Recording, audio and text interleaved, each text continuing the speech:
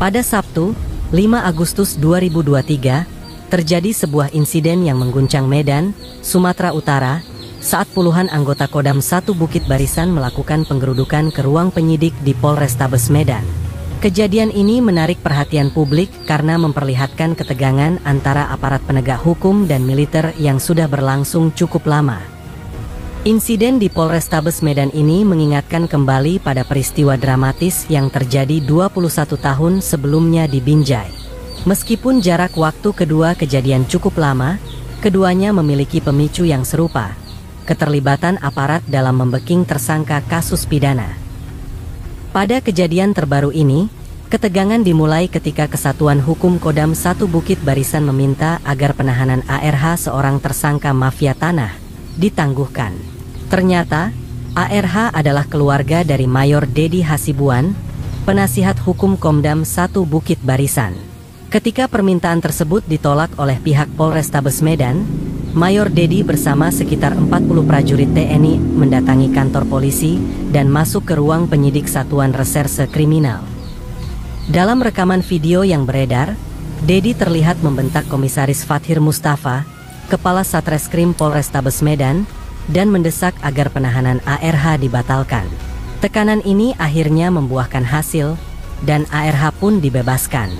Keputusan ini memicu ketegangan yang besar di kalangan aparat, karena tindakan tersebut mirip dengan peristiwa tragis yang terjadi di Binjai pada 2002, yang juga melibatkan benturan antara TNI dan Polri.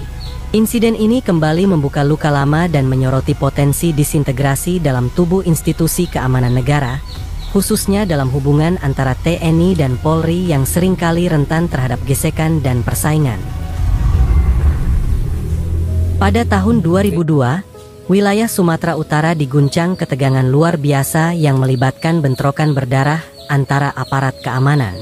Batalion Lintas Udara 100 prajurit setia, pasukan elit Kodam 1 Bukit Barisan, melancarkan serangan brutal ke Polres Langkat dan Brimob Kompi A Binjai yang berada di bawah naungan Polda Sumatera Utara. Insiden ini bukan sekadar konfrontasi fisik, tetapi meletus menjadi pertempuran sengit yang hampir mirip dengan perang terbuka. Tembakan saling membalas, ledakan granat mengguncang, dan darah tumpah di jalan-jalan, menciptakan suasana mencekam yang membuat masyarakat setempat panik dan ketakutan. Kejadian ini tidak hanya mengejutkan, tetapi juga meninggalkan luka mendalam bagi semua pihak yang terlibat.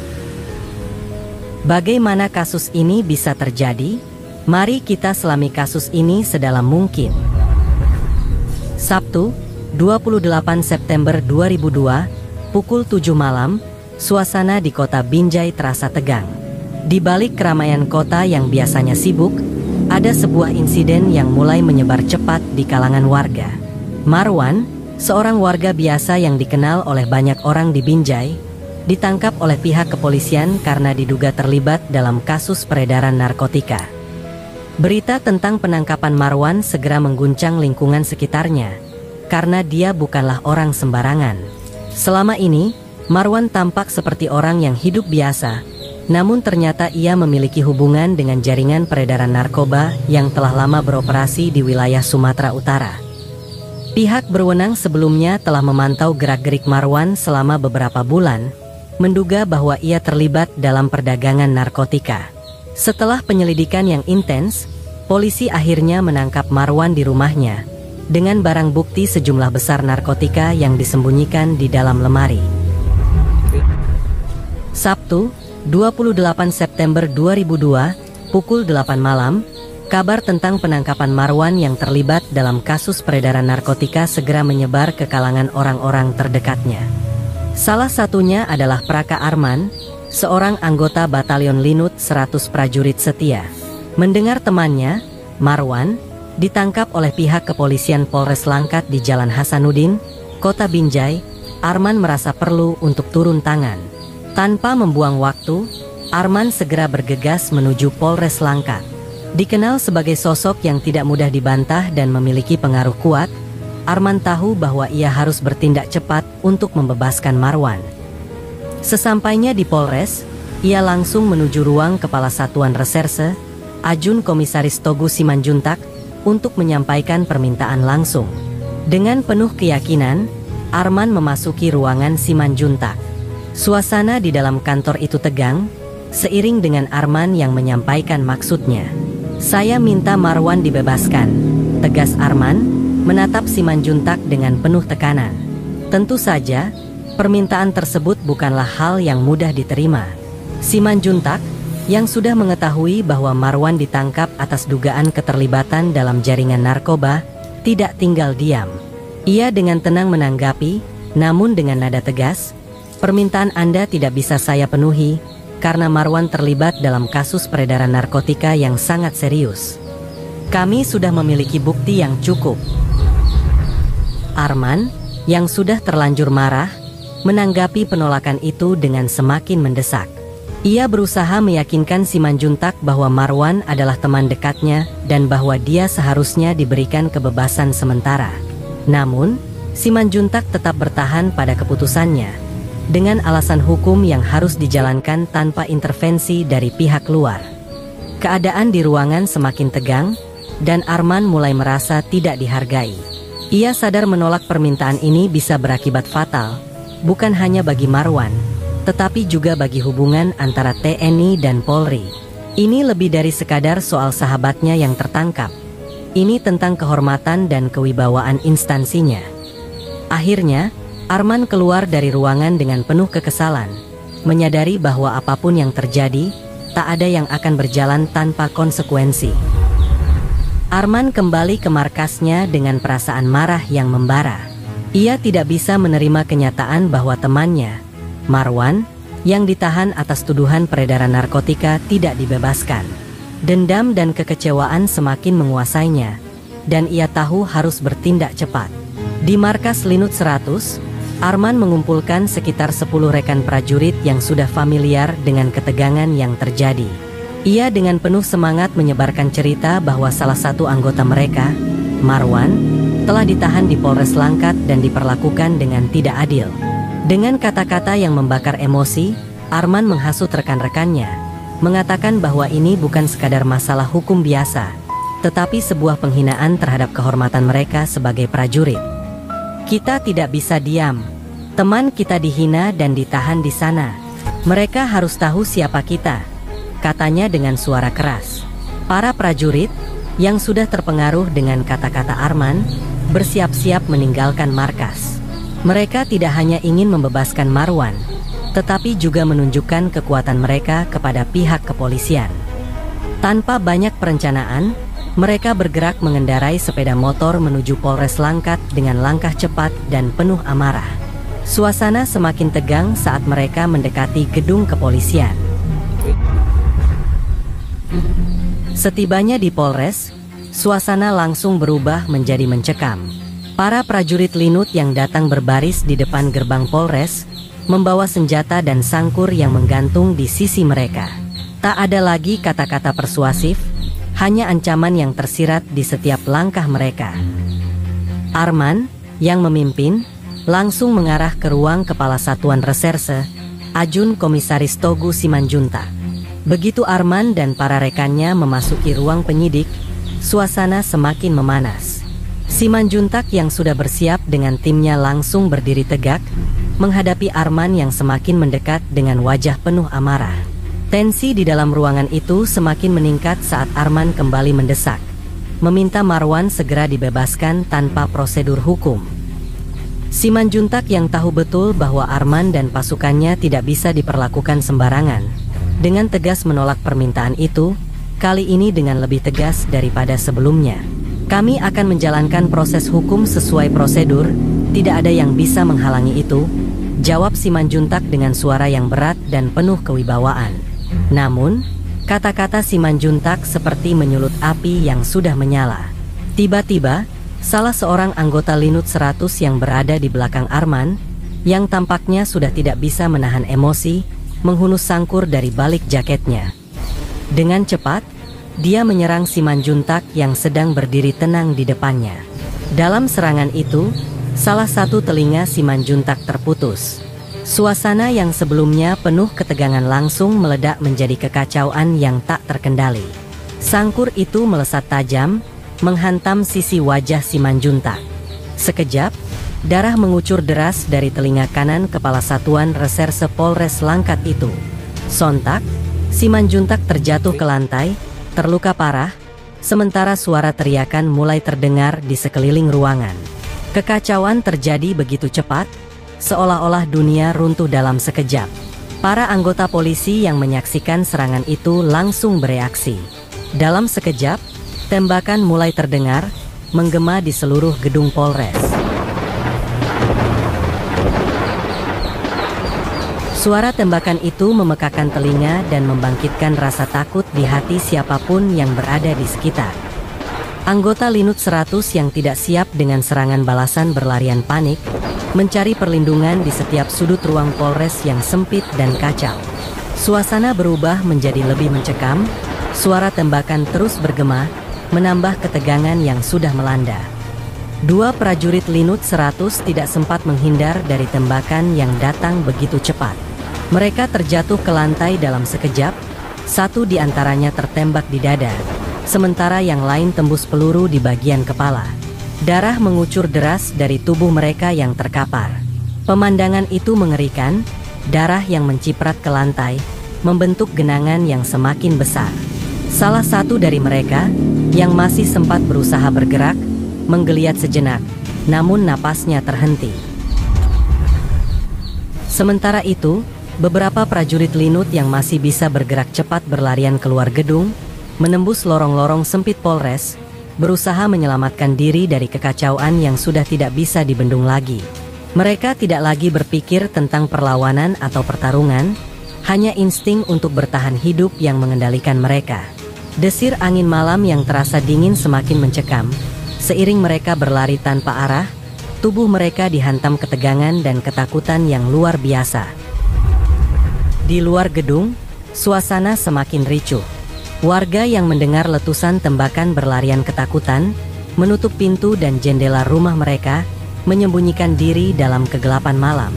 Di jalan-jalan, kendaraan yang sedang melintas berhenti mendadak. Pengemudi dan penumpang keluar dengan cemas, mencari tempat berlindung.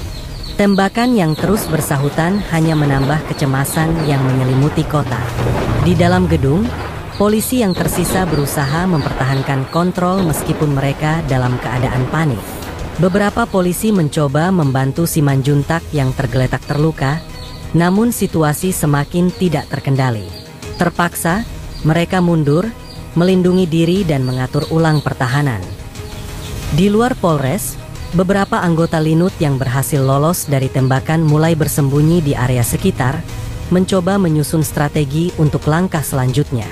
Namun, ketegangan yang memuncak ini tak menunjukkan tanda-tanda mereda. Sebuah pertempuran besar, penuh darah dan kematian, baru saja dimulai. Esok paginya, Minggu, 29 September 2002, markas Batalion Linut 100 di Desa Namu Ukur, Kecamatan Namu Sirasira, tampak lengang. Suasana pagi itu sunyi, hanya terdengar suara burung di pepohonan sekitar dan desiran angin yang berhembus pelan. Kebanyakan prajurit, terutama yang masih lajang, berada di luar markas, menikmati waktu libur mereka. Setiap Sabtu sore hingga Minggu malam, mereka mendapat izin bermalam di luar markas, memberikan kesan sepi yang menyelimuti area tersebut. Markas batalion ini terletak di sebuah daerah pinggiran yang didominasi oleh suku Karo dan Jawa, sekitar 11 km dari kota Binjai.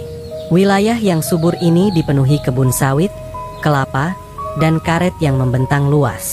Udara pagi yang segar, dipenuhi bau tanah basah dan tanaman yang tumbuh subur, memberi kesan tenang. Namun, markas Linut 100 prajurit setia, dilengkapi dengan berbagai fasilitas, termasuk kantor, asrama tinggal, dan lapangan luas untuk latihan. Di lapangan, jejak-jejak sepatu prajurit yang telah pergi menyisakan kenangan akan latihan yang penuh semangat. Batalion ini memiliki sekitar 700 personel yang terbagi dalam 5 kompi. Kompi Senapan A, Kompi B, Kompi C, Kompi Bantuan, dan Kompi Markas. Pada saat itu, sekitar 1 kompi pasukan sedang bersiap-siap untuk berangkat melakukan operasi di perbatasan Aceh dan Sumatera Utara, menciptakan kegelisahan yang samar di balik kesunyian pagi. Akibat keributan yang terjadi tadi malam, instruksi dari Kodam Bukit Barisan sangat jelas. Semua tentara dilarang keluar markas tanpa izin. Perintah itu seperti petir yang membelah langit, memicu ketegangan lebih lanjut di antara prajurit Linut. Suasana di markas Linut semakin tidak terkendali. Para prajurit yang biasanya tenang dan disiplin kini berkumpul dalam kelompok-kelompok kecil di barak mereka, membicarakan peristiwa penembakan Abdul Rahmat dan Hilman tadi malam. Dipenuhi sesak oleh amarah, setiap prajurit merasa dihina. Mereka tak bisa menerima perlakuan yang diterima oleh Abdul Rahmat dan Hilman, yang tak lebih dari korban dari perlakuan sewenang-wenang dan meremehkan dari pihak polisi. Itu sudah lebih dari cukup, kata Praka Mulyono dengan nada geram saat mengingat bagaimana rekannya, Abdul Rahmat, tertembak di dada dan Hilman di kepala. Suara kemarahan itu semakin memuncak di antara prajurit yang merasa harga diri mereka diinjak-injak. Bagi mereka, ini bukan sekadar masalah perkelahian antar aparat keamanan. Ini adalah sebuah penghinaan terhadap kehormatan korps mereka. Linut 100, yang dikenal sebagai pasukan elit yang tangguh dan terlatih, merasa dipandang sebelah mata oleh pihak kepolisian. Setiap detik yang berlalu, amarah mereka semakin besar. Seperti bara api yang siap menyala lebih besar. Mereka tak bisa lagi diam, tak bisa lagi menahan dendam yang sudah meresap ke dalam darah mereka. Di tengah ketegangan, ide untuk melakukan pembalasan cepat menyebar di antara prajurit. Dipenuhi kemarahan dan dendam, sekelompok tentara merencanakan serangan balasan. Tidak ada keraguan lagi, mereka merasa harus membela kehormatan mereka, dan tidak ada yang bisa menghentikan mereka. Seperti biasa, setiap hari Minggu pukul 9 malam, seluruh prajurit melaksanakan apel untuk pengecekan pasukan yang kembali dari izin bermalam.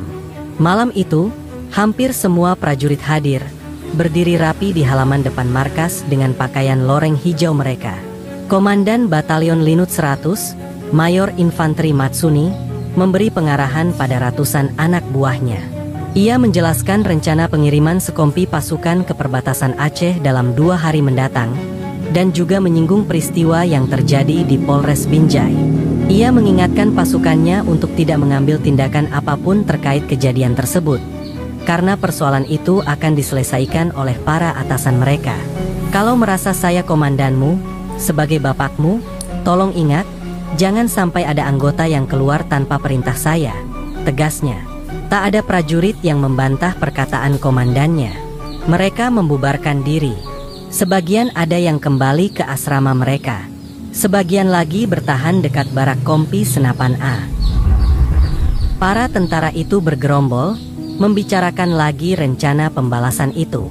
Mereka akan menyerang Polres Binjai malam ini. Mereka perlu senjata, tapi semua senjata disimpan di gudang. Prajurit 1 Askar dan prajurit 1 Syukir, dengan wajah penuh kemarahan, berteriak keras, "Harus kita balas. Malam ini harus kita balas." Suara mereka menggema di udara malam, penuh emosi dan tekad yang membara. Sersan 2 Jalaluddin, Komandan Regu Kompi Senapan A, merasakan gelora amarah yang sama. Dia dengan semangat membara memberitahu Praka Mulyono yang turut berkumpul, "Pasukan siap." Matanya penuh nyala dendam, seolah tak ada jalan mundur lagi. Dengan langkah cepat, mereka menuju gudang senjata kompi Senapan A, lampu dimatikan, dan dalam kegelapan malam yang mencekam, mereka menyekap Sersan 1 Hasbullah, kurir yang bertugas menjaga gudang senjata. Tangan dan kakinya diikat dengan tali pinggang dengan kasar. Amarah mereka tak terbendung saat kunci gudang diambil paksa dari saku celananya. Setiap tindakan mereka dipenuhi oleh dendam yang membakar. Pintu gudang pun dibuka dengan cepat, dan seratusan tentara menyerbu masuk dalam keadaan gelap, berebutan untuk mengambil senjata. Tangan mereka gemetar, bukan karena takut, tetapi karena amarah yang membara. Senapan serbu SS-1, senapan mesin buatan Israel Minimi, dan grenade launching machine lengkap dengan amunisi disambar begitu saja, tanpa peduli siapa yang duluan. Praka Mulyono dengan cepat menyambar SS-1 dan mengambil 20 butir peluru. Sersan Jalaluddin, yang semakin terbakar emosinya, melepaskan tembakan satu kali ke udara. Suara letusan itu membelah keheningan malam. "Alarm sira-sira!" teriaknya, memerintahkan prajurit kepala Bahtiar yang sedang piket untuk segera membunyikan alarm.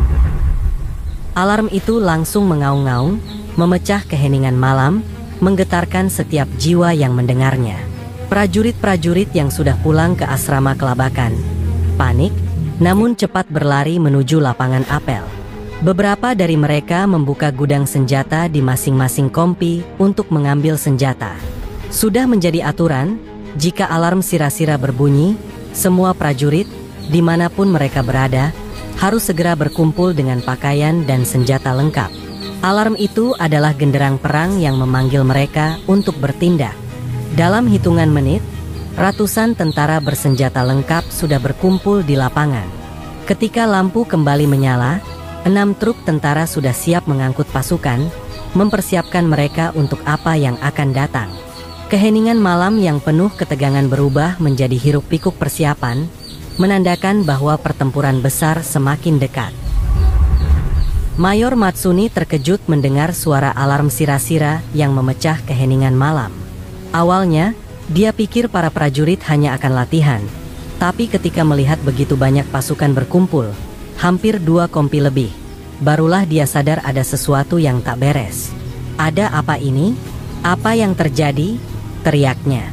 Melihat gudang senjata terbuka lebar, Matsuni berlari menuju para prajurit yang sedang mengambil senjata, mencoba menghalangi mereka. Namun, usaha itu sia-sia. "Kalau komandan tidak izin, silakan tembak kami," kata seorang prajurit dengan suara penuh amarah. "Pokoknya kami tidak rela kawan kami ditembaki musuh. Kami akan membalas," tambahnya dengan penuh tekad. Matsuni terdiam, tak bisa bergerak. Para prajurit yang semakin marah menyeretnya menjauh dari gudang senjata. Di tengah kekacauan itu, dia mencoba mencari beberapa perwira komandan kompi untuk membendung pasukan yang sudah mulai bergerak keluar markas. Namun, portal di mulut masuk markas yang hendak ditutup justru dijebol oleh anak buahnya yang sudah tidak bisa lagi dikendalikan. Mereka terlanjur terbakar emosi dan tekad untuk membalas, dan tidak ada lagi yang bisa menghentikan langkah mereka. Keadaan semakin tak terkendali. Prajurit-prajurit itu bergerak dengan brutal, seolah dipandu oleh amarah yang membara. Mereka membentuk massa yang semakin membesar, tanpa arah yang jelas, seolah tak ada komando. Tak ada yang tahu siapa yang memimpin siapa, karena kebanyakan dari mereka hanya ikut-ikutan, mengikuti kawan-kawan mereka yang juga terperangkap dalam gelombang emosi dan solidaritas. Mereka merasa apa yang mereka lakukan adalah tindakan yang benar, bahwa mereka sedang membela kehormatan Korps Lintas Udara yang selama ini diremehkan oleh pihak polisi. Lewat pukul 10 malam truk pertama meninggalkan markas Linut, diikuti truk-truk lainnya yang melaju dalam kegelapan malam. Jalan selebar 5 meter itu kini dipenuhi oleh kendaraan militer yang bergerak menuju tujuan yang jelas, menyerang Polres Binjai. Beberapa tentara yang belum terangkut, dengan semangat tinggi, memilih untuk berjalan kaki, meskipun perjalanan itu bisa memakan jarak hingga 40 km. Sebagai pasukan tempur terlatih, mereka terbiasa menempuh jarak jauh tanpa berhenti. Praka Mulyono, mengenakan pakaian loreng lengkap dengan senjata, berada di bak belakang truk Reo bersama sekitar 20 orang kawannya. Matanya penuh tekad dan amarah. Mereka tahu tujuan mereka malam itu, Polres Binjai. Sementara itu, beberapa perwira mencoba mengejar dengan motor trail, namun mereka gagal mengejar truk-truk yang melaju cepat. Malam itu, sekitar 2 kompi gabungan, mayoritas dari kompi Senapan A dan kompi B, bergerak keluar dari markas. Jumlah pasti pasukan sulit dipastikan karena banyak anggota kompi lainnya yang bergabung secara spontan, dipicu oleh solidaritas dan kemarahan yang membara. Mereka diangkut dengan 6 truk militer dan 1 truk pengangkut kelapa sawit yang kosong, bergerak secara estafet menuju tujuan mereka. Peringatan bahaya segera disampaikan oleh Batalion Linut kepada Polres Binjai melalui telepon. Namun, tak ada yang bisa menghentikan langkah mereka yang sudah terlanjur diambil. Serangan besar-besaran kini sudah di ambang pintu. Sekitar pukul 11 malam, Truk yang ditumpangi Praka Mulyono akhirnya tiba di lapangan depan Poliklinik Militer di Simpang Bangkatan, sekitar 100 meter dari markas Polres Binjai. Sejurus kemudian, truk-truk lainnya mulai berdatangan. Tentara-tentara itu segera melompat dari kendaraan dan mulai menyusun strategi penyerangan. Ratusan prajurit berkumpul di dekat Polres Binjai, sementara yang lainnya menyebar ke titik-titik penting di kota, sebagian naik truk, sebagian lagi memilih jalan kaki. Malam itu, Binjai belum sepenuhnya sepi. Beberapa kendaraan masih melintas di jalan, dan pedagang makanan yang masih membuka kios di sudut-sudut kota terlihat kaget ketika melihat kelompok tentara bersenjata lengkap datang bergerombol. Mereka segera bersembunyi, mencoba menghindar dari ketegangan yang semakin terasa. Tentara yang datang tidak membuang waktu. Mereka menyuruh warga sipil untuk segera menyingkir, memberi peringatan akan ada perang yang segera dimulai. Ketegangan di udara semakin kental. Binjai, yang biasanya tenang, kini berada di ambang kekacauan. Suasana yang semula tenang berubah menjadi mencekam, menanti ledakan pertempuran yang akan mengubah segalanya. Sebagian tentara segera memblokir jalan yang menghubungkan Polres Binjai dengan markas Brimob Binjai, yang terletak sekitar 4 km dari lokasi. Brimob Binjai adalah markas Kompi 4 Batalion A Satuan Brigade Mobil Sumatera Utara, yang terletak di jalan utama penghubung Binjai dan Medan. Para tentara memblokir jalan dengan logika bahwa Brimob mungkin akan mengirim bantuan jika polisi diserang di Polres Binjai. Namun, Polres Binjai tetap menjadi sasaran utama mereka. Sekitar 100-an tentara Linut bergerak secara terorganisir, menyebar di sekitar area. Mereka mengendap dan bertiarap di balik pot-pot bunga yang ada di pinggir jalan yang mengarah ke Polres. Moncong senjata mereka diarahkan ke markas polisi yang terletak agak jauh di dalam kompleks. Markas Polres itu gelap, dan polisi yang berada di dalamnya sudah tahu akan ada penyerangan. Mereka segera bersembunyi, mempersiapkan diri untuk menghadapi serangan. Jumlah mereka sekitar 50 orang, berusaha tetap tenang meskipun ancaman semakin dekat. Suasana semakin mencekam saat seorang tentara melepaskan tembakan cahaya merah ke langit sebagai tanda dimulainya serangan.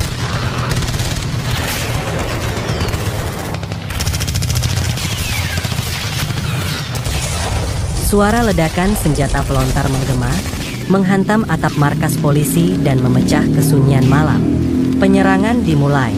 Tentara Linut 100 yang sudah siap di posisi menembaki markas polisi dengan peluru-peluru yang berhamburan seperti siraman air. Tembakan bertalu-talu menghantam tembok, papan nama, dan berbagai benda yang ada di dalam kantor polisi. Kaca jendela pecah berhamburan. Beberapa polisi yang masih sempat membalas tembakan dengan pistol segera kucar-kacir, melarikan diri dari serangan. Di kegelapan, Praka Mulyono melihat teman-temannya dengan penuh semangat menembaki markas polisi yang hanya berjarak sekitar 30 meter dari tempat mereka bersembunyi. Terpicu oleh suasana yang semakin panas, Praka Mulyono merasa tergerak untuk ikut menembak. Peluru-peluru berentetan keluar dari moncong senjatanya, satu persatu. Karena tak tampak seorang pun polisi yang membalas tembakan, Praka Mulyono dan rekan-rekannya beralih menembak ke arah bangunan kantor polisi itu, dengan harapan bisa menghancurkan apapun yang ada di dalamnya. Suasana semakin mengerikan saat siaga diumumkan di seluruh radio. Pesan singkat namun penuh ketakutan terdengar, Polres Binjai diserang Linut. Di markas besar Brigade Mobil di Jalan Wahid Hashim, Medan, pasukan Brimob segera bersiap-siap. Ratusan prajurit yang terlatih siap sedia menanggapi ancaman. Tentu saja, permintaan bantuan datang dari Polres Binjai. Dalam hitungan menit, pasukan Brimob Kompi 4 Batalion A Binjai diberangkatkan untuk merespons serangan tersebut. Mereka segera meluncur menuju lokasi dengan penuh kesiapan, berusaha secepat mungkin untuk menanggulangi pertempuran yang terjadi dan menyelamatkan markas polisi yang sedang diserang.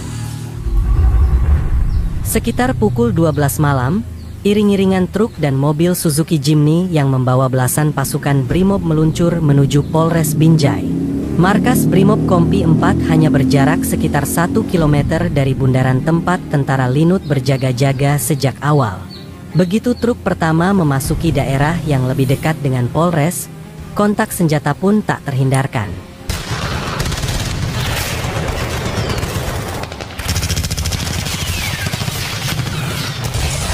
Suasana semakin mencekam saat tembakan-tembakan dari pasukan Linut mulai menghujani truk-truk Brimob.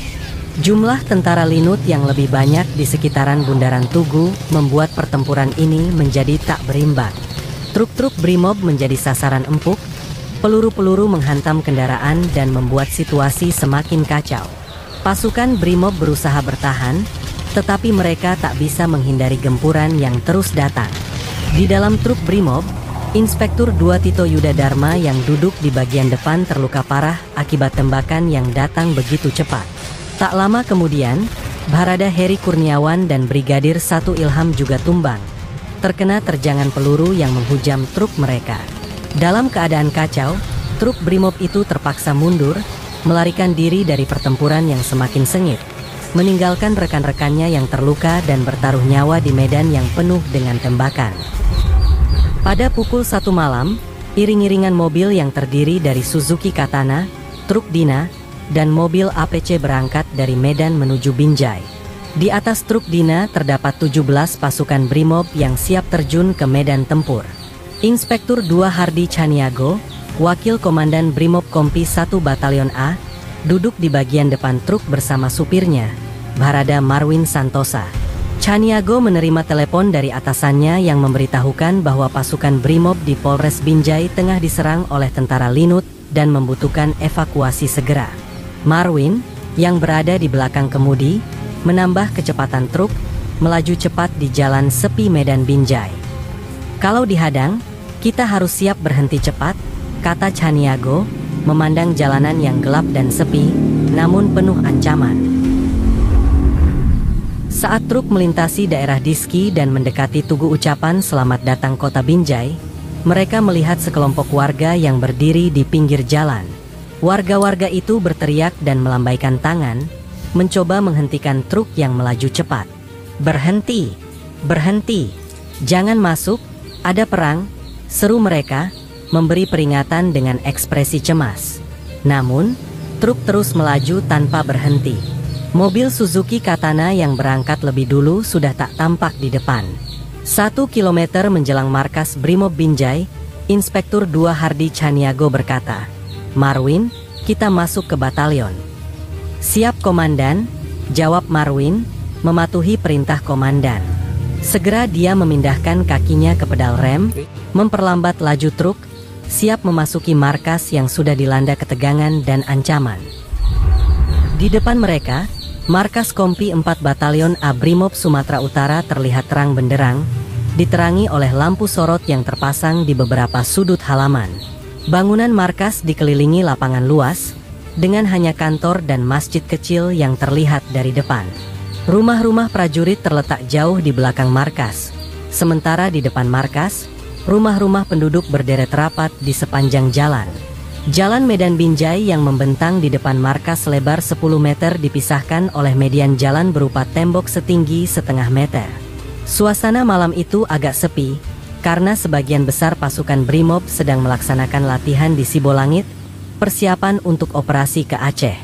Hanya ada sekitar 1 peleton, atau sekitar 20 pasukan, yang tersisa di markas. Ketika markas Brimob mulai ditembaki, sebagian besar anggota pasukan yang ada memilih untuk bersembunyi, berusaha mencari perlindungan dari tembakan. Saat truk Dina melaju mendekati Kompi 4 Batalion A Brimob, dalam hitungan detik, rentetan tembakan keras terdengar, memecah kesunyian malam.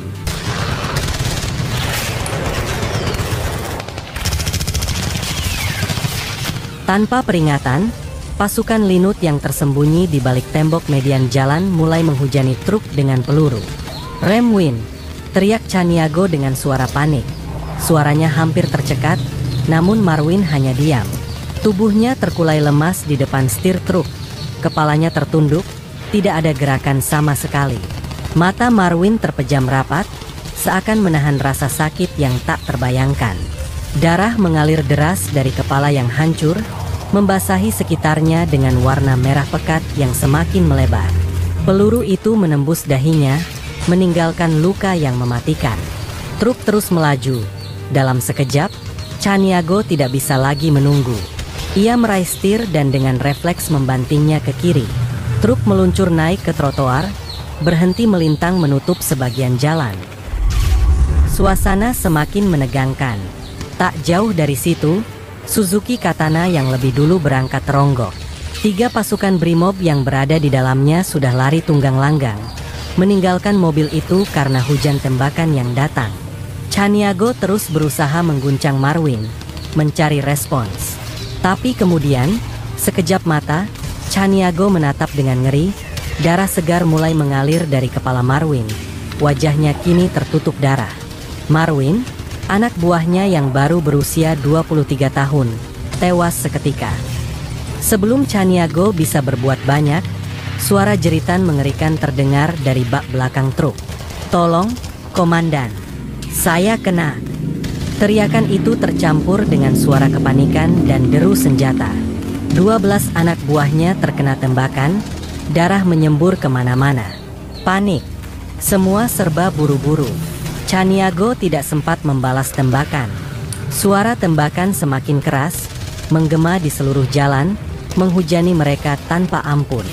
Suasana semakin kacau, antara teriakan kesakitan, jeritan ketakutan, dan dentuman senjata yang tak henti-henti. Chaniago, dengan wajah penuh ketegangan dan kebingungannya, berteriak, "Loncat kalian semua!" Perintahnya hampir tenggelam dalam suara ledakan dan tembakan, namun pasukan Brimob mulai melompat keluar dari truk, berlari mencari perlindungan. Di seberang jalan, pasukan Linut semakin berani, sambil terus menembaki, mereka berteriak, "Ayo balas tembakan kami!" Suara mereka penuh tantangan, penuh amarah yang mengalir deras seperti peluru yang terus meluncur. Ketegangan itu memuncak, suasana mencekam tak terkatakan. Darah mulai bercucuran, dan pertempuran ini tak hanya melibatkan senjata, juga melibatkan kehormatan, dendam, dan kemarahan yang membara. Panik mulai merasuki seluruh tubuh pasukan Brimob. Mereka berlarian, tergopoh-gopoh, menghindari peluru yang terus menyambar. Tembakan dari pasukan Linut makin gencar, membelah malam dengan suara yang mengerikan, tak memberi kesempatan untuk bernapas. Di tengah kekacauan, Chaniago berteriak, "Cari perlindungan!" dengan suara keras. Beberapa anggota Brimob segera merayap ke samping truk, bergerak cepat dalam bayang-bayang, mencari tempat berlindung di balik bangunan atau apapun yang bisa memberi sedikit perlindungan dari hujan peluru. Mereka seperti bayangan yang bergerak cepat, menyatu dengan kegelapan malam yang semakin pekat. Namun, satu-satunya yang tetap terdiam adalah Marwin. Tubuhnya terbujur kaku di dalam kabin truk Dina, wajahnya tertutup darah, dan tak ada lagi harapan untuknya. Keadaan semakin tak terkendali. Sementara pasukan Brimob berlari menuju markas yang hanya beberapa langkah lagi, perasaan takut dan putus asa semakin membayangi. Tetapi mereka tak punya pilihan. Mereka harus bertahan, harus menyelamatkan diri atau seluruh operasi ini akan berakhir dalam kekalahan yang memalukan. Chaniago memimpin pasukan, menarik mereka ke dalam markas. Dengan setiap langkah, mereka tahu bahwa mereka tak hanya melawan musuh yang bersenjata, tetapi juga waktu yang terus berjalan, yang semakin menyempitkan peluang mereka untuk bertahan hidup. Penyerangan berlangsung tanpa perlawanan berarti. Sebagian tentara Linut mulai merasa tak ada lagi ancaman. Seorang tentara memberitahu, "Aman, tak ada balasan." Tembakan pun dihentikan. Mereka kemudian bergerak masuk ke dalam markas polisi, mengobrak-abrik isi kantor dengan brutal. Sejumlah sepeda motor dan mobil yang terparkir di halaman dibakar habis. Polisi yang ada di dalam markas sudah tidak tampak lagi. Sebagian dari mereka bersembunyi di kolam ikan, sementara yang lainnya melarikan diri entah kemana. Seorang prajurit dengan suara yang terdengar terburu-buru, ia memberi kabar. "Brimob datang dari Medan. Sekarang sedang kontak senjata di Tugu," kata prajurit itu, matanya penuh kecemasan. Kata-kata itu seperti petir yang menyambar. "Kontak senjata? Brimob? Ini berarti pertempuran akan semakin meluas, tidak hanya di dalam Polres, tetapi bisa menyebar ke seluruh kota Binjai. Tugu yang dimaksud adalah titik strategis di tengah kota, sebuah tempat yang sangat rawan untuk bentrokan terbuka. Dan jika Brimob sudah terlibat, berarti pihak polisi juga sudah mengerahkan kekuatan besar. Tugu yang terletak di pusat kota Binjai itu kini menjadi pusat ketegangan yang tak terhindarkan. Tempat yang seharusnya menjadi simbol kebanggaan kota, kini berubah menjadi medan pertempuran antara Linut dan Brimob. Suara tembakan sudah mulai menggelegar, memecah kesunyian malam terdengar seperti tanda dimulainya perang yang tak akan ada pemenangnya. Praka Mulyono dan kawan-kawannya, dengan hati yang penuh amarah, naik ke atas 2 truk reo yang sudah disiapkan. Truk-truk itu menggelinding cepat meninggalkan markas Polres Binjai, menuju pusat pertempuran di Tugu. Di sepanjang perjalanan, suasana semakin tegang. Tentara Linut yang berada di dalam truk saling memandang dengan ekspresi yang keras, penuh tekad. Tidak ada senyum, tidak ada tawa. Hanya ada mata yang tajam, hati yang dipenuhi dendam dan rasa kehilangan. Pertempuran di sekitar Tugu itu semakin memanas, seolah menandakan bahwa kota Binjai telah menjadi medan perang. Pasukan Linut tak gentar meskipun sudah ada korban di pihak mereka. Asap tembakan memenuhi udara, dan suara dentuman senjata berat, ledakan granat, serta teriakan perintah dari komandannya bersaing dengan gemuruh tembakan yang semakin meruyak. Tiba-tiba, kedatangan kendaraan taktis Brimob, sebuah panser yang menggulung debu di jalan, mengubah segalanya. Panser itu melaju dengan kecepatan tinggi, senjata otomatisnya terpasang di atasnya, siap melepaskan tembakan. Begitu panser berhenti di sekitar area Tugu, pasukan Brimob mulai membalas serangan Linut dengan tembakan yang tak terarah.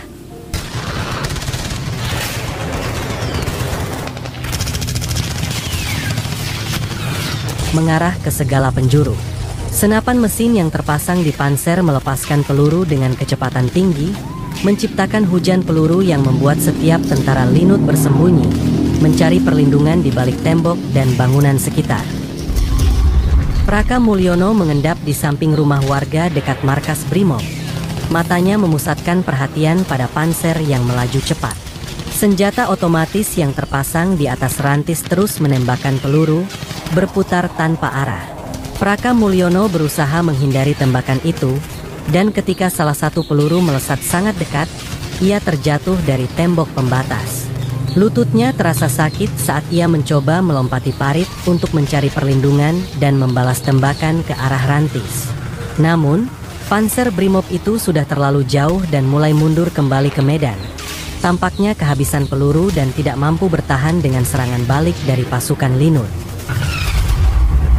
Tak lama setelah itu, sebuah truk reo melaju ke lokasi dengan kecepatan tinggi. Seorang tentara Linut turun dengan terburu-buru dan berteriak, "Siapa yang punya golongan darah A?" Tampaknya ada tentara yang terluka parah dan membutuhkan donor darah segera. Namun, suasana yang semakin mencekam hanya memperburuk situasi. Kekacauan semakin meluas, dan jumlah korban yang jatuh malam itu tak bisa dipastikan. Yang pasti, banyak tentara yang terluka, beberapa di antaranya dalam kondisi serius. Ambulans rumah sakit yang dikirim untuk mengevakuasi pasukan Brimob yang juga terluka tak dapat mendekati lokasi pertempuran. Ambulans yang datang dari medan itu terjebak di simpang jalan menuju markas Arhanud Rudal 11 Binjai, sekitar 500 meter sebelum mencapai markas Brimob Binjai. Keadaan semakin kritis, dan situasi semakin tak terkendali. Di lokasi itu, sejumlah prajurit Arhanud memblokir jalan untuk mencegah orang sipil mendekati area yang penuh bahaya. Di sisi lain, beberapa wartawan dari media cetak, online, radio, dan televisi dari Medan bertahan sepanjang malam, berusaha memantau dan melaporkan situasi yang semakin mencekam. Keadaan di sekitar markas Brimob sangat tegang. Warga yang rumahnya berdekatan dengan markas terpaksa tiarap sepanjang malam, bersembunyi di dalam rumah mereka, ketakutan akan ancaman yang tak kunjung reda. Beberapa mobil warga yang kebetulan melintas di kota Binjai menjadi sasaran tembakan dari pasukan Linut yang tengah terlibat pertempuran.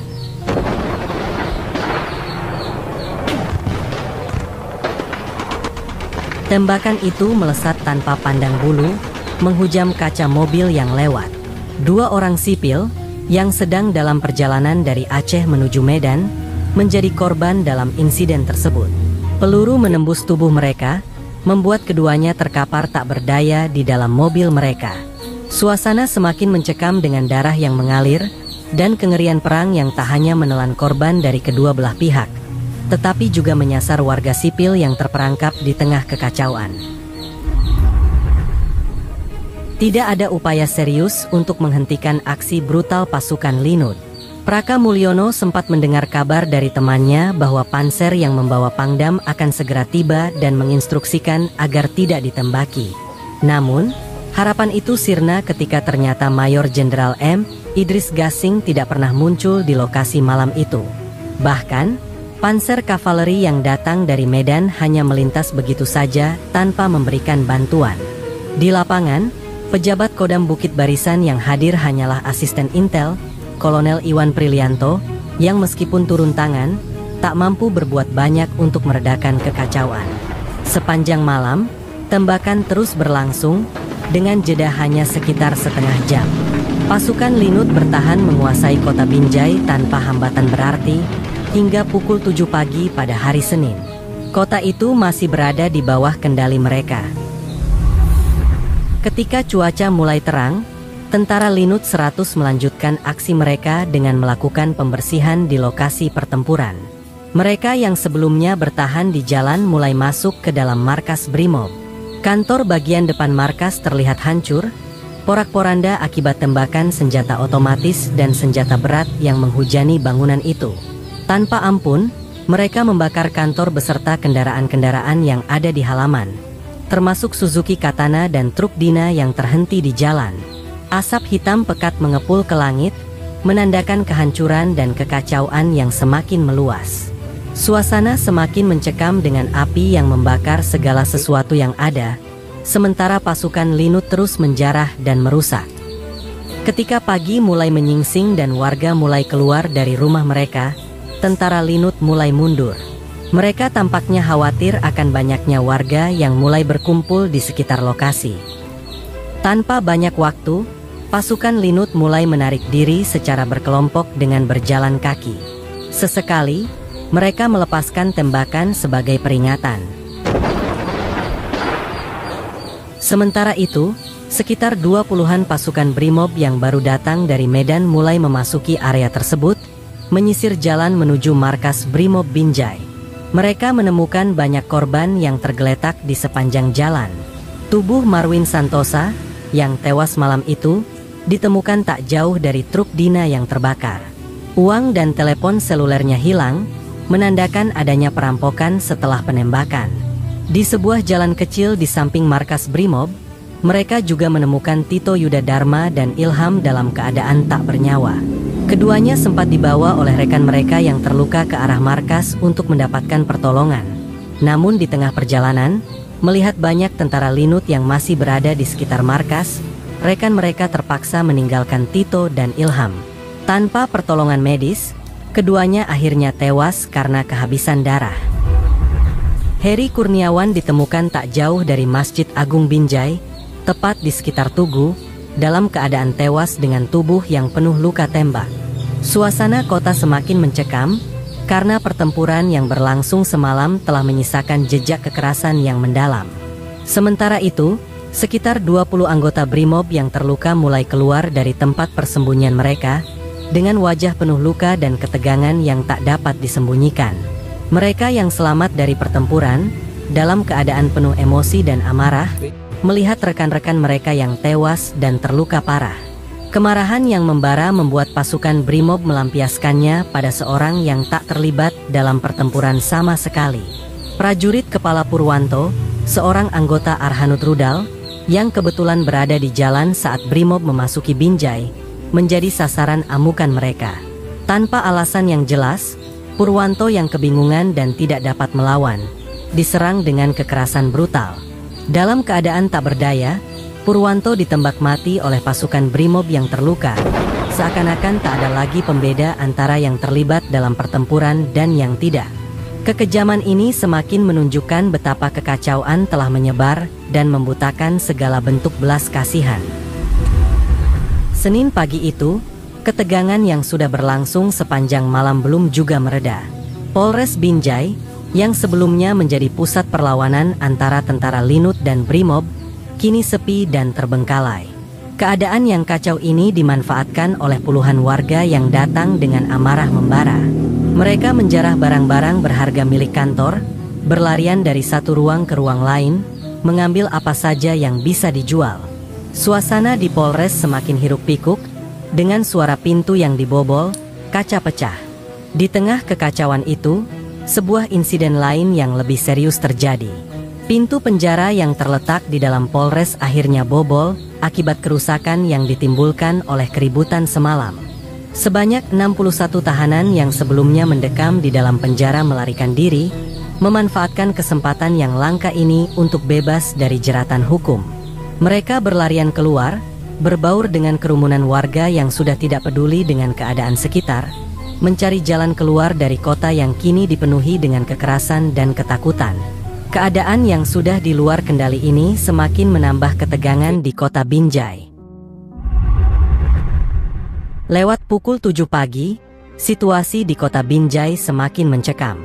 Kapolres AKBP HM Muli Karnama, yang sadar bahwa kekuatan polisi tidak mampu menahan serangan dari tentara Linut yang masih menguasai pusat kota Binjai, memerintahkan anak buahnya untuk mencari perlindungan di pendopo wali kota yang terletak dekat dengan lapangan Merdeka Binjai. Tanpa banyak pilihan, sekitar 40 polisi mulai bergerak menuju tempat perlindungan itu, menyusuri ganggang sempit di belakang rumah-rumah warga, berusaha menghindar dari pantauan tentara Linut yang masih bertahan di pusat kota. Dalam perjalanan yang penuh ketakutan, mereka menyadari bahwa mereka tidak dilatih untuk berperang. Tugas mereka selama ini hanya menghadapi kerusuhan sipil, bukan pertempuran militer. Ketika mereka hampir mencapai rumah wali kota, tak disangka-sangka, tentara Linut ternyata sudah lebih dulu berada di sekitar area itu. Sebelum mereka sempat bersembunyi, tembakan dari pasukan Linut menghujani mereka tanpa ampun. Ledakan senjata otomatis dan suara peluru yang melesat membuat suasana semakin kacau. Polisi-polisi yang sudah terlanjur terpojok itu panik, tak tahu harus kemana lagi. Mereka berlari dengan ketakutan, berusaha menyelamatkan diri. Dalam keadaan cemas dan ketakutan, sebagian besar polisi berlari ke arah sungai yang terletak tak jauh dari sana, berharap bisa lolos dari pengepungan yang semakin sempit. Arus sungai yang deras menjadi ancaman besar bagi polisi yang melarikan diri. Beberapa polisi tercebur dan terbawa arus, terpisah dari kelompok mereka. Dalam kekacauan tersebut, 2 polisi, Brigadir Ridwan dan Brigadir 1 Satria Sembiring, tewas terbawa arus, tanpa ada yang menyadari hilangnya mereka. Situasi semakin memburuk, dengan korban berjatuhan dari kedua belah pihak, dan ketidakpastian kapan kekerasan ini akan berakhir. Di sore harinya, kota Binjai perlahan mulai kembali tenang. Setelah berjam-jam terjebak dalam pertempuran sengit dan ketegangan yang luar biasa, pasukan Linut akhirnya menarik diri dan kembali ke markas mereka. Suasana yang tadinya mencekam dengan tembakan yang terus menghujam dan ledakan yang mengguncang jalanan, kini mulai surut. Keheningan yang aneh mengisi udara kota yang sebelumnya penuh dengan kekacauan. Warga yang selamat dari ketegangan itu masih terbungkus dalam kecemasan, melihat dengan penuh hati-hati saat pasukan Linut kembali ke markas mereka. Mobil-mobil yang hancur, jejak-jejak darah yang tercecer di jalan-jalan, dan bangunan yang rusak menjadi bukti betapa mengerikannya pertempuran yang baru saja terjadi. Kota yang sebelumnya penuh hiruk-pikuk, kini hanya terdengar desahan angin yang menenangkan, seolah-olah mencoba menenangkan luka yang masih membekas di hati mereka yang selamat.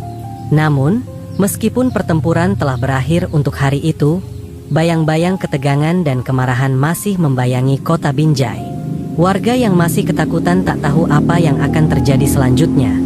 Sementara di dalam markas, para prajurit Linut yang kelelahan hanya bisa menatap kosong keluar jendela, memikirkan apa yang telah terjadi dan apa yang akan datang setelahnya.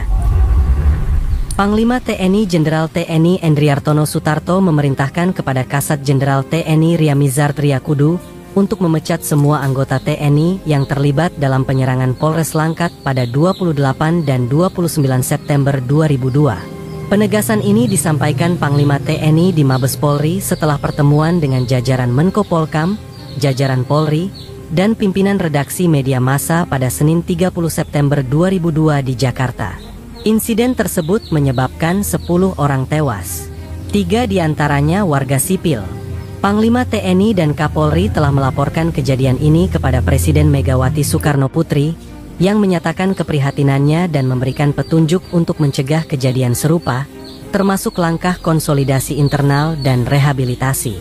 Panglima TNI menegaskan bahwa penyerangan bersenjata tidak dapat dibenarkan dalam kondisi apapun, terutama yang mengakibatkan korban jiwa. Saya akan menelusuri alasan di balik kejadian ini, tetapi penyerangan seperti itu tidak bisa dibenarkan, ujarnya. Panglima TNI juga menegaskan bahwa jika ada perwira yang tidak dapat mengendalikan anak buahnya, perwira tersebut akan dicopot dari jabatannya. Menindaklanjuti perintah Panglima TNI, Kepala Staf TNI @, KSAD, langsung berkunjung ke Medan untuk menyelidiki insiden tersebut secara langsung sebelum mengambil tindakan tegas terhadap anggota Linut 100 yang terlibat dalam penyerangan. KSAD berjanji akan menindak anggota yang terlibat dengan tegas dan transparan, bahkan jika diperlukan hukuman mati. Meskipun belum ada nama tersangka yang disebutkan, KSAD menjelaskan bahwa penyelidikan akan dilakukan dengan transparansi dan bisa selesai dalam 2 hingga 3 hari. Langkah pertama yang dilakukan KSAD adalah menemui pemimpin Polda Sumut dan menyampaikan permintaan maaf atas tindakan anggotanya. Selain itu, dia memerintahkan penarikan senjata dari Linut 100 ke Makodam 1 Bukit Barisan untuk memastikan proses penyelidikan yang bersih. Setelah itu, tindakan hukum akan diambil terhadap pelaku, termasuk kemungkinan hukuman mati bagi yang terbukti bersalah. Kapolda Sumut menyambut baik permintaan maaf KSAD dan memastikan tidak akan ada tindakan balasan dari anggotanya. Dia juga menghargai kesiapan TNI untuk merehabilitasi kantor Polres dan Brimob yang rusak akibat penyerangan tersebut. Peristiwa yang menggemparkan ini memicu reaksi keras dari pihak-pihak berwenang di tingkat nasional. Ketegangan yang terjadi di Binjai tak hanya mempengaruhi kota itu sendiri, tetapi juga menarik perhatian seluruh Indonesia, terutama di kalangan aparat keamanan. Untuk meredakan situasi yang semakin panas dan menghindari eskalasi lebih lanjut, Kapolri Jenderal Dai Bahtiar dan Kepala Staf TNI Jenderal Ryamizard Riyakudu langsung turun tangan. Jenderal Ryamizard Riyakudu, dengan sikap tegas, memerintahkan tindakan disipliner yang keras terhadap anggota-anggota yang terlibat. Sebanyak 20 anggota dari Yonif Linut 100 yang dinilai bersalah dalam insiden tersebut dipecat dengan tidak hormat. Tidak hanya itu, Komandan Batalion yang bertanggung jawab atas insiden tersebut juga dicopot dari jabatannya. Dan markas batalion tersebut dikosongkan selama setahun sebagai bagian dari upaya membersihkan struktur internal yang terkontaminasi oleh insiden itu. Sebagai langkah lebih lanjut untuk memulihkan citra TNI, Batalion Infanteri Lintas Udara 100 prajurit setia dibekukan selama 5 bulan. Selama periode pembekuan ini, evaluasi mendalam dilakukan, dan hanya setelah proses perbaikan serta pembenahan yang menyeluruh, batalion ini diaktifkan kembali pada tanggal 22 Desember 2003. Namun, dengan nama baru, yakni Yonif 100 Rider Kodam 1 Bukit Barisan. Dengan pembentukan kembali batalion ini, personel Yonif 100 terdiri dari 747 anggota yang dibagi ke dalam 5 kompi. Meskipun demikian, pembekuan dan penataan kembali batalion ini menunjukkan betapa seriusnya dampak peristiwa tersebut terhadap struktur TNI, serta bagaimana proses rehabilitasi dan reformasi dilakukan untuk menjaga ketertiban dan stabilitas di tubuh angkatan bersenjata. Kejadian ini mengajarkan kita bahwa pengendalian diri sangat penting, terutama bagi mereka yang memiliki kekuasaan atau wewenang. Tindakan kekerasan yang terjadi akibat kehilangan kendali tidak hanya merugikan banyak orang, tetapi juga mencoreng nama baik institusi yang terlibat. Tanggung jawab atas tindakan kita, terutama dalam situasi genting, harus diutamakan. Penyelidikan yang transparan dan adil adalah langkah yang penting untuk memastikan keadilan ditegakkan. Tidak ada yang boleh kebal dari hukum, dan pelanggaran, apapun alasan dibaliknya, harus ditindak dengan tegas sesuai dengan aturan yang berlaku. Proses hukum yang jujur dan terbuka adalah salah satu kunci untuk membangun kepercayaan masyarakat. Ketika terjadi permasalahan atau konflik, penting bagi setiap pihak untuk melakukan konsolidasi ke dalam dan rehabilitasi, baik terhadap individu maupun organisasi. Ini adalah langkah untuk mencegah kejadian serupa di masa depan dan untuk memperbaiki kondisi agar lebih baik. Perbaikan dari dalam sangat diperlukan agar sistem atau institusi dapat terus berkembang dan berfungsi dengan baik. Kejadian ini juga mengingatkan kita akan bahaya dari kekerasan yang melibatkan aparat dan masyarakat. Kekerasan tidak akan pernah membawa solusi yang baik, bahkan justru akan memperburuk keadaan. Penting bagi setiap pihak untuk mencari jalan damai dan menghindari tindakan yang bisa merugikan banyak orang.